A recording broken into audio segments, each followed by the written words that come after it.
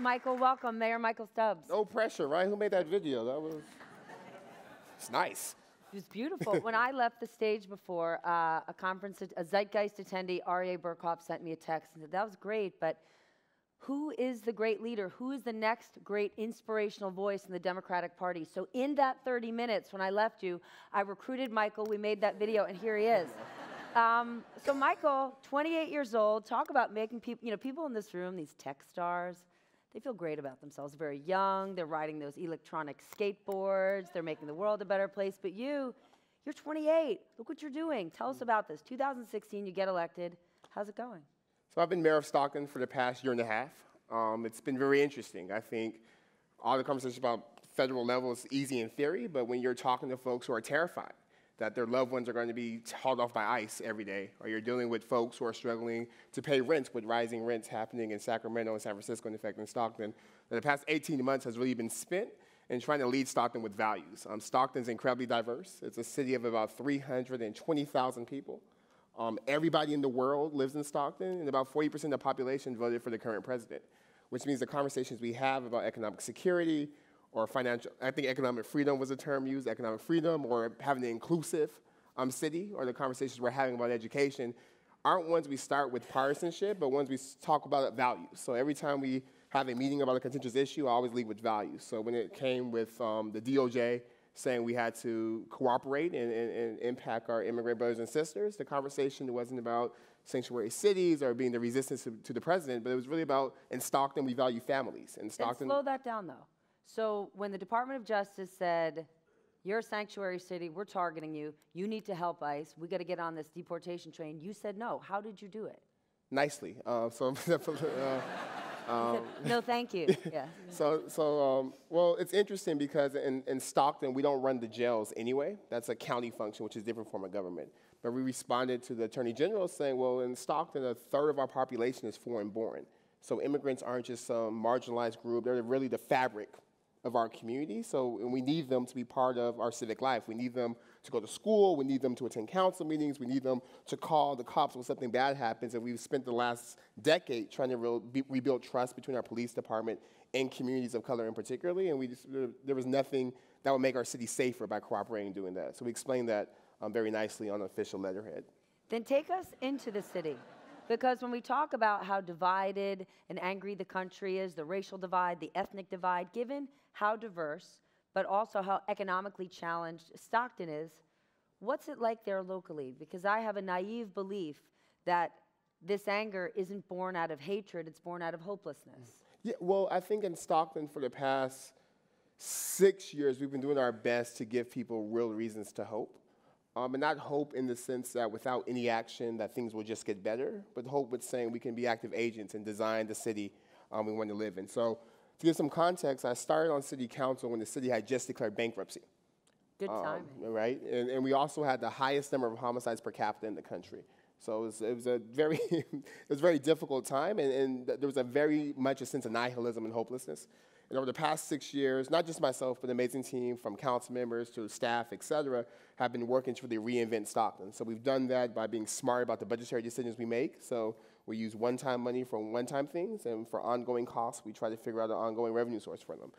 We've been really adamant about investing in people, but especially in all people. So historically in Stockton, those who have governed come from a particular class of society, so they're not as attuned to the problems of South Stockton, where I was born and raised in my council district, and others. But for the past several years, we've been very adamant about the fact that poverty is evil, and that for Stockton to be a great city, we have to do everything we can to help people break cycles of poverty.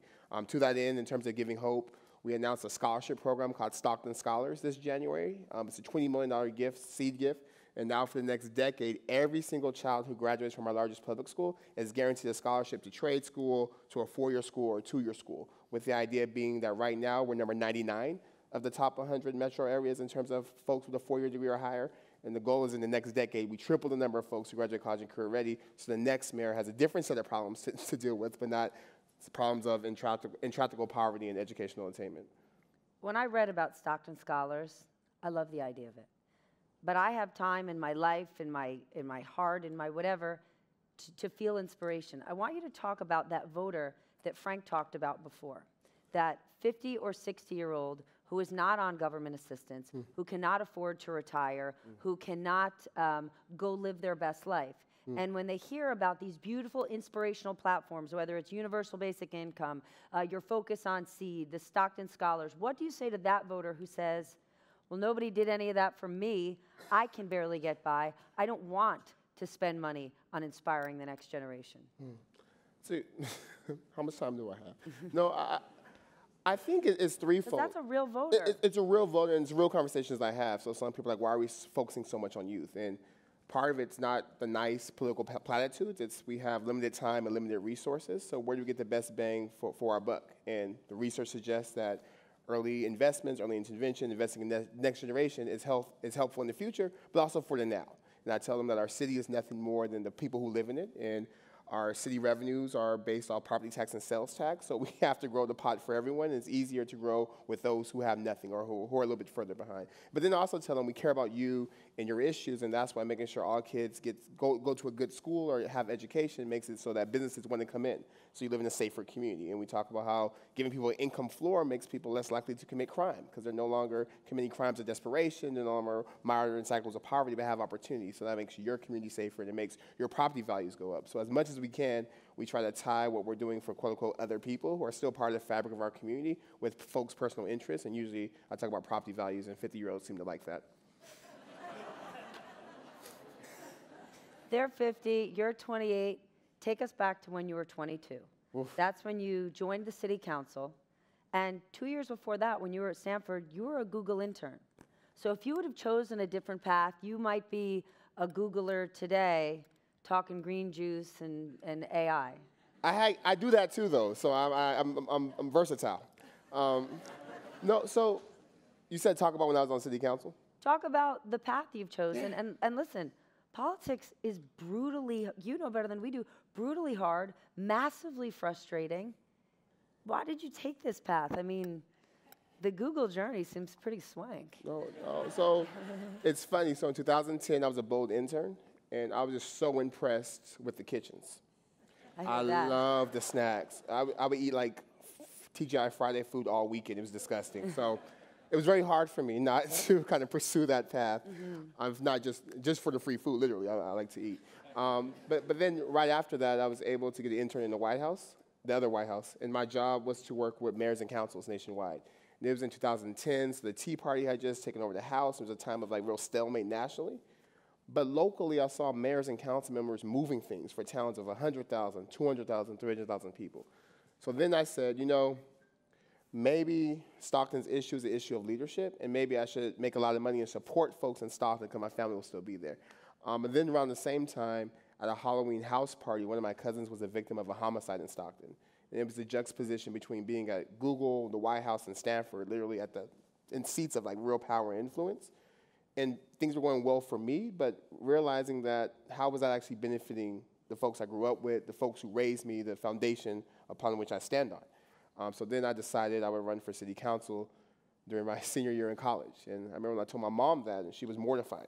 She said, well, wait, that wasn't the plan. So much of the narrative growing up was that we come from we lived in poverty. She was single, father incarcerated. So much of the narrative was get your education and leave and bring us all with you. But to leave Stockton meant success. So when I told her after a senior year at Stanford, I'm coming back home, she was like, for what? Like, no, this is not what we struggled and sacrificed for. But then I think it goes back to this whole point of this conference around this idea of the greater good. And growing up in church, hearing things about like there's a purpose and a plan for you, and I felt that there's not many people who come from South Stockton and go to Stanford, so be able to be equally comfortable at Google Zeitgeist, but also on the corner in Stockton, I think is a special skill set which allows us to kind of bridge these divides and actually focus on solving issues. And the last thing I will say is I oftentimes get frustrated because it's easy to talk about things like poverty or homicides or economic insecurity in theory, especially when you're very comfortable and will never experience that, but you can read about it and talk about it and tweet about it. But every day I'm in contact with people who are really struggling, who are really, really dependent not on government to do everything for them, but for government not to cause harm, and for government to work, and for government to provide opportunity. So for me, I think that's what keeps me motivated, even though politics is hard and it's ugly and it's messy, is that there's folks who are working incredibly hard who work harder than me, who are out in the fields picking fruit, who are driving Uber and Lyft drivers, who are raising kids, who are just making $10 last 2 weeks. And I have all this agency, I have all this opportunity to actually do something to make the institutions that they pay into with their tax dollars actually work to help them make better lives for themselves. So that's kind of my North Star. Wow, you are a North Star. Yeah, thank you.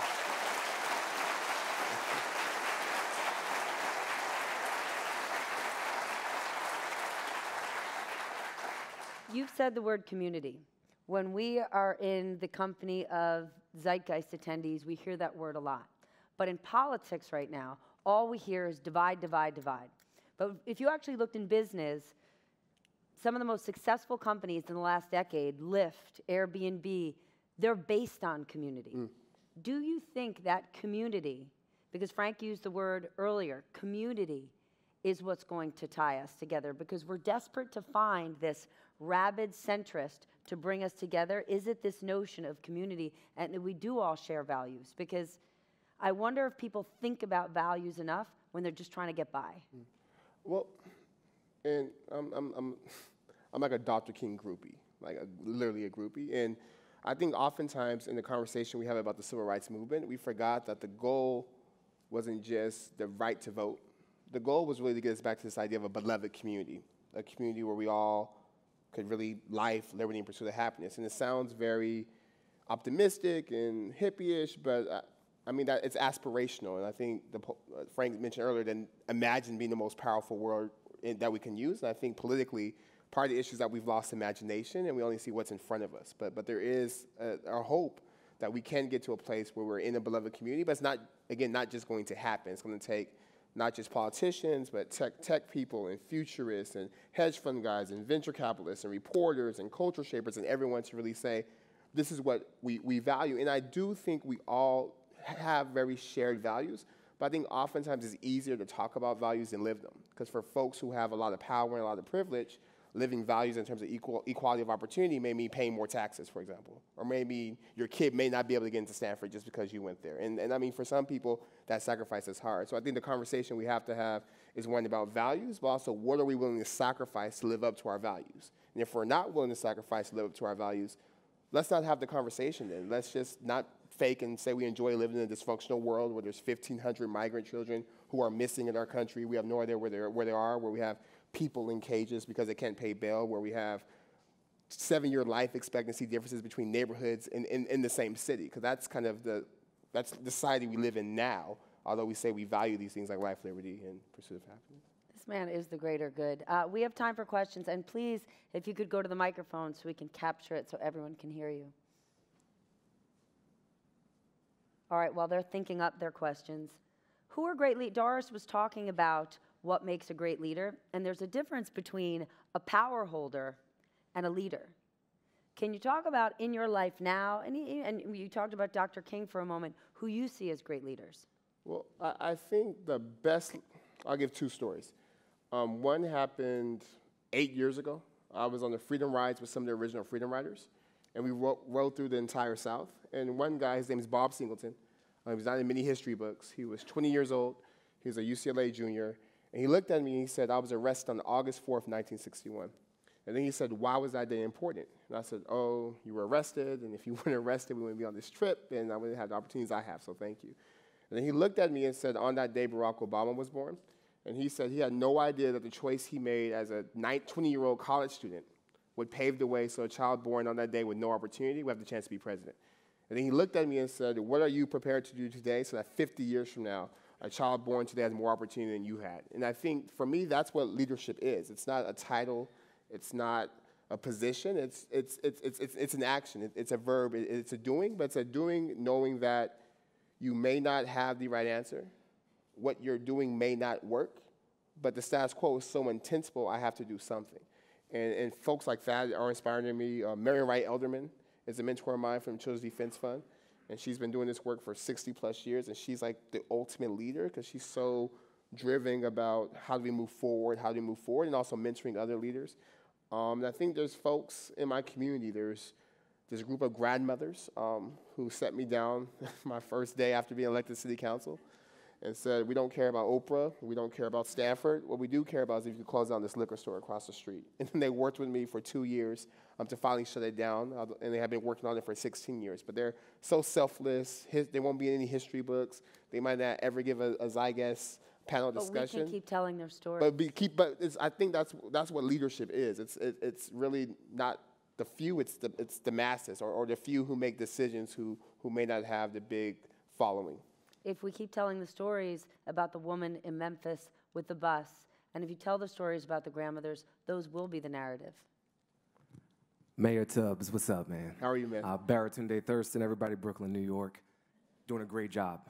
I want to ask how successful you feel you've been in changing that story. So much of what we conceive of as possibility is defined by the stories that we hear.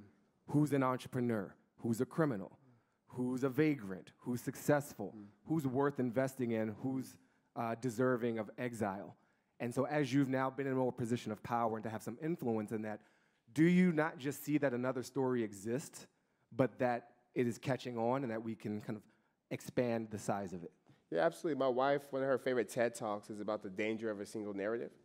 And I think since she made me watch it, I've learned that it's important to kind of shift the narrative. And oftentimes, the most important job of a leader is actually shifting the narrative. And I think that's why I speak so openly about my father still being in prison, for example, or our mom having me young. So then the next time a teacher's in the classroom and sees a kid with a single parent, they have the idea that this kid's not bad or troubled or at risk, but this kid could actually be the mayor one day. So let me treat him accordingly. And I think even the amount of times we spend talking about Stockton, and not just about the problems of Stockton, but the way we're imagining solutions, I think kind of shifts the narrative of our city. Growing up, the narrative in Stockton was always crime, poverty, homicides, get out, and now the narrative is there's some cool stuff happening in Stockton, let's go check it out. Or while they're doing the basic income, or while they're providing college scholarships for every student, or while they're looking at investing in folks who are victims or perpetrators of gun violence. So I think that narrative work is so important, and I've seen it happen so much locally that now even the conversations we're having as a community are different. And it's not just about all the problems we have, but we have this problem, but what does a solution look like, or what does a cadre of solutions look like? So to answer your question, I think the narrative work is probably the most important work of leadership, because once you define, or last thing I would say, even this idea about basic income, last year when we talked about it at the SEED conference, it was crazy. Now you have people like Cory Booker today announced he wants to do a childhood savings account, a baby bond for every child with extra emphasis on poor children. Senator Harris just announced she wants to do the Lift Every American Up Act and give $500 to families making $100,000 or less a year, and it's the same cost as the Trump tax cut. So even just being bold enough in saying that the current economic system is working for few but not the many, and we have to do something to provide economic floor for people, has created the space for people with more power and more influence to kind of push the boundaries in terms of what policies we can have for folks in America. So to answer your question, yes. Hi there, Chris Anderson from TED. Mayor Tubbs, congratulations on what you've achieved. It's really remarkable. My question for you is, one of the sources of stress for a lot of people on the right now, I think, is what they would describe as social justice warriors using the language of identity politics to make them feel uncomfortable. You've got bridging language, and you have to live that bridging every day. And I'm just curious whether you have any advice for today's social justice warriors, who I'm sure you agree with on so many issues, of how to turn their passion and their commitment in a way that bridges a little more and divides a little less. Yeah, it's a great question. I think I've been really blessed in that to be in a position of governance in Stockton, you're in conversation oftentimes with folks who hold radically different views than you on many things. But the idea is to be effective. So every time, I try to build relationships first before I critique, because I understand I always wasn't as woke as I am now, and I had some blind spots as well. So I do my best to build relationships with people, so when they say things that are ignorant, insensitive, racist, sexist, homophobic, bigoted, I can correct them out of love and say, like, case in point, one of my big sponsors in Stockton, we were having lunch one day, and he looked at me and he literally said, "Michael, why don't black men want to be fathers?" Yeah. But there was a decision to make, right? Because like me being upset with him wouldn't change his influence over Stockton policy. And the fact that he felt comfortable asking me that question, I thought, well, maybe we have a relationship here, so let's dig deep. So I started with saying, well, I said, well, you know I'm a black man, so you think inherent in my DNA is something that makes me not want to be a father. And then he thought about it. He was like, no. I was like, well, that's kind of what you said. And then I talked about, like, well, let's talk about the choices we make at the policy level to incarcerate millions of people who happen to be black men. Like, you can't really parent in jail. And then we went through that, and towards the end of it, he was like, oh, that makes sense. Thank you for engaging. So I think we don't need to compromise on values, but I do think we have to engage in conversation and dialogue. So a lot of it is some of it may be willful ignorance, but some of it is ignorance. And I think we do ourselves a disservice if we don't speak truth to power, but in a way that's built on relationship and not just embarrassing people, because that's not going to change anything. But if you really take the time to educate people, which is extra labor and extra work, but I do think it's helpful, and it's helped kind of move the momentum forward. Do you worry, though, that being so woke is not inclusionary? In fact, it's exclusionary, and it puts many people who aren't part of your generation, causes many of me included. I'm 42, and I find myself oftentimes taking myself out of a conversation out of fear that I could, with not bad intention, misuse a word, then get labeled as something that I don't think I am, and I stop being in that conversation. And given the rise of passion, enthusiasm, in media, the young people in television call themselves woke nation. And as an older person in media, we stop talking because we are afraid of woke nation. Do you think that as well-intentioned as it is, it's got some unintended consequences that aren't good? Because you do need the generations before you to get on board. Well, they got the dough. Yeah, hello. But but I would say, I think, when I say being woke, I mean like being human, like understanding that every... Those are two different things. But let me finish. I think it's every human has inherent worth and value, so I don't want my actions or my words to cause harm to anybody. And I think at the very basic, that's what it is. I think we could all get to there. But I would say we live in a society that for the past hundreds and hundreds of years has been mired in white supremacy, racism, sexism, homophobia, et cetera. So, and we're all part of the society, so there's a process to unlearn these things, and it doesn't happen overnight. So I think we should also be open to correction. Totally.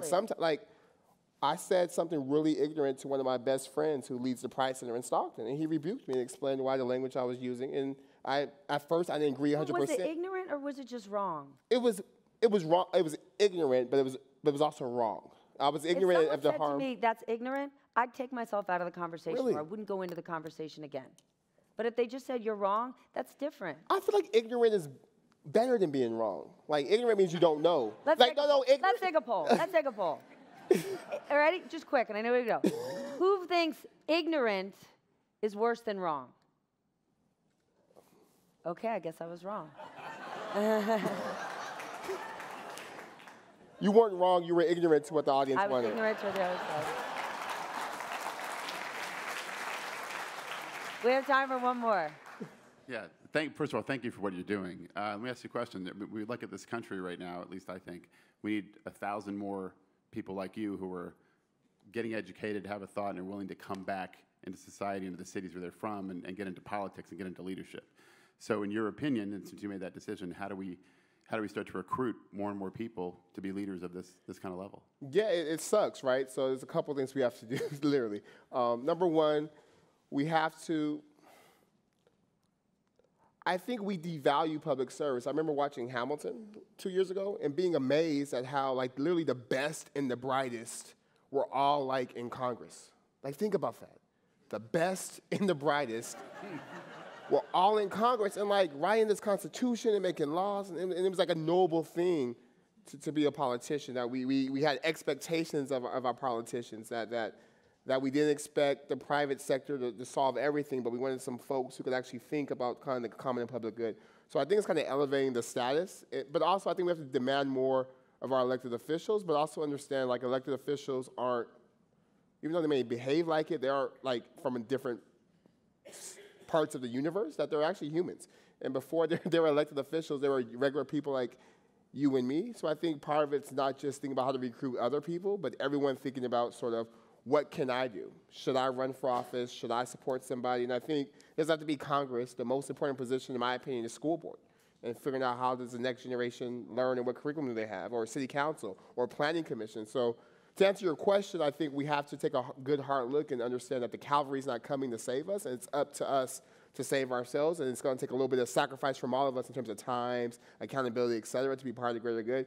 But then number two, we have to make it so folks who are willing to take a stand, who are willing to be involved in elected office, feel supportive. Because oftentimes it can be truly lonely and isolating when you see everyone else in the world like enjoying their life, and you're like reading a 100-page agenda and getting yelled at for 4 hours during public comment. And then you think like, why, is this really worth it? Like people are saying good job, but they're like in Aspen, and I'm at this city council meetings. So then right now, when we go take a break, I guarantee people around this room are going to be saying, man, don't you wish he was like 15 years older and could run for president? Right now, at this moment, who do you see as the leader, the inspiration of your party? Because that is the immediate question on people's minds.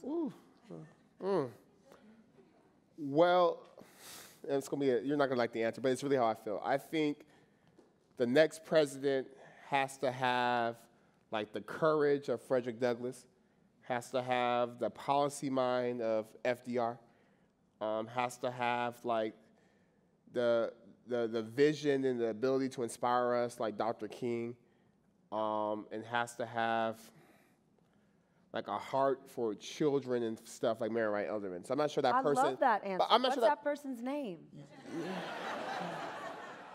I think that person's name may be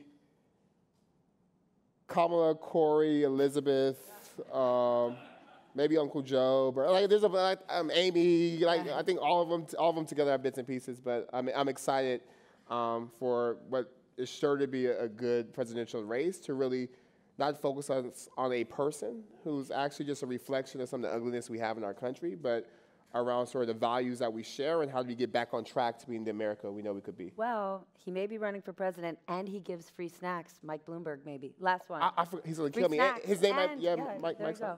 I'm sorry. Hi. Wait, I'm a big fan of yours. Like that poem was amazing. I know it. Seriously. Took the words right out of my mouth. I'm really proud of you.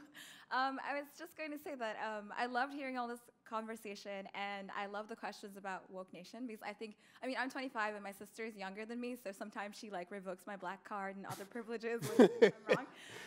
What I want to say is that I feel like the way that people treat, I guess, us is the same thing people used to say about feminists. Like when the feminist movement first came out, everyone was like, oh my God, I don't know what that is. Like, I don't identify as that and things like that. But they somehow found a way to bring people into the conversation. So I guess my question is like, how do we bring older people into the conversation? And also, who are some older people that make it easier for you to come into the conversation? Because I've met a lot of, I guess, who are your mentors? Who are people that... Well, I'm like the 28-year-old who hangs out with the most old people per capita in the country. So my vice mayor, for example, is 72 years old. And his favorite joke is, I have shoes older than you. But we spend a lot of time together, and I've learned so much from him, and he's learned so much from me. Like, for example, we were at an event, and we had a young trans man there who asked a question about kind of the inclusivity in the city. And he said, he meant no malice. He said, well, we're accepting of all type of lifestyles in Stockton. And that word lifestyle was kind of triggering. But then we had a conversation afterwards, and I explained it to him. He's like, oh, really? I just didn't know that. Okay, I won't do that again. Like, so I think people like him, I don't have many young friends anymore. So like, the people I talk to every day are Woke Nation, or applying for citizenship to Woke Nation, or crossing into Woke Nation. But we're learning from each other, and I think some of the critiques I do understand, because if we make a bar and possibly hard to climb and don't give people the grace to kind of get there, it becomes very resentful and very easy, especially when you're learning something new. And again, I think a lot of these things we struggle with are things that are in the fabric of our society, so it's going to take some unlearning and some teaching. My wife, who's right next to you, she's actually the professor of Woke Nation, so I really learned from her about what to say, so I can teach other people what to say, and we can be woke together. Thank you. All right, I know we're out of time. Quickly. Michelle Obama says, when they go low, we go high. Eric Holder says, when they go low, we kick them. What do you say? That's tough, right? Well, that's what the point of the question. Yeah. I didn't go over time for nothing. No, Yeah. I think that the sentiments, when they go low, we go high, doesn't mean we don't engage in battle. It doesn't mean we don't fight for our values. It just means we don't necessarily have to resort to mudslinging. So I would argue that going high is the ultimate kick, because you're saying we're going to beat you with ideas and values, and we're going to do it in a way that's consistent with who we are as a person, that my disagreement with you doesn't have to cause me to become like you. And it's easier said than done, but I think that's the only, we have to elevate the discourse, because if you're going low with those who are low, going low with those who are low may end in a short-term win, but in terms of long-term health of our country, we have to really kind of elevate, so we don't have people consistently going low or seeing going low as the path to victory. Mayor Michael, thank you so much. Thank you. Thank you so much. Wow.